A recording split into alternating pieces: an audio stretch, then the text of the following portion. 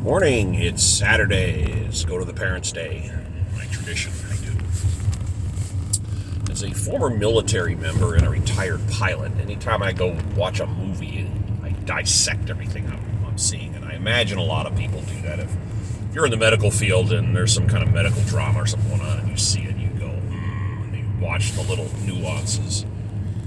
And in aviation movies, the one thing that cracks me up is they always show the controls, the hands of the pilot on the controls. And I haven't seen the latest Top Gun movie, but I've seen little clips in YouTube and whatnot. And it always shows his hands, and it's like, oh, we're going to do something crazy, and his hands go like this. Well, think about driving a car at 120 miles an hour, and you go to change lanes. Do you go like this, or do you just kind of think about it? I mean, it's the same thing multiplied by 4 or 5. You did it little, you don't even, it's not even moving. And you're going to get some pretty radical results. That's something that drives me crazy. And the other thing about military movies, even from World War II, I'll kind of dissect the tactics and how they move and how they talk and how they interact with each other. And over the years, they've made movies that have portrayed basic training, and it's always played by an actor who is doing the Hollywood version of basic training. Yeah, there was one back in the 70s, had Glenn Ford. It was absolutely atrocious. But in 1987, a movie came out that is turned into a cult classic called Full Metal Jacket by Stanley Kubrick. And he hired an actor to play a drill sergeant. And as a consultant, they hired R. Lee Ermey, who was a retired Marine Corps drill sergeant. And he was trying to correct what the guy was doing. He goes, no, it's not like that, it's not like that. And finally, he demonstrated what needs to be done. And he absolutely went off. And Stanley Kubrick said, ooh, I tell you what, I'm going to change your part here. You're going to be the drill sergeant in this movie.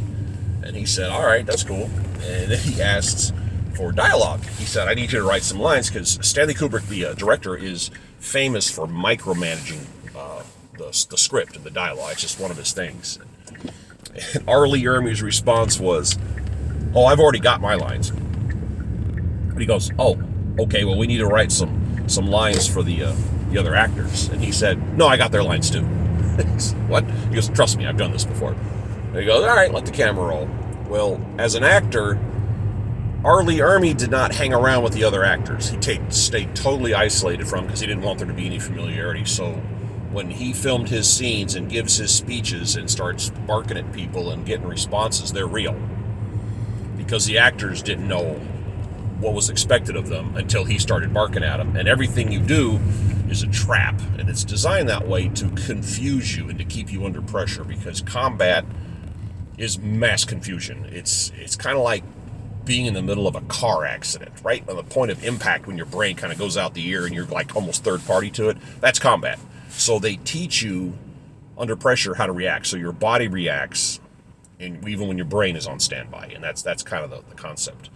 But if you want to see a great and classic movie, and if you want to know what really happens in basic training and how it works, go watch Full Metal Jacket. Half the movie's about basic, half the movie is about a Vietnam experience, because Stanley Kubrick was a Vietnam veteran. He kind of wanted to write about that, film about it.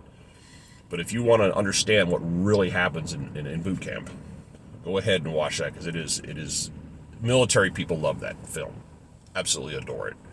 And there's a reason, because it was done right. And R. Lee Ermey, rest his soul, was a great guy. He was very popular in veteran organizations, in active duty military organizations. He was invited everywhere.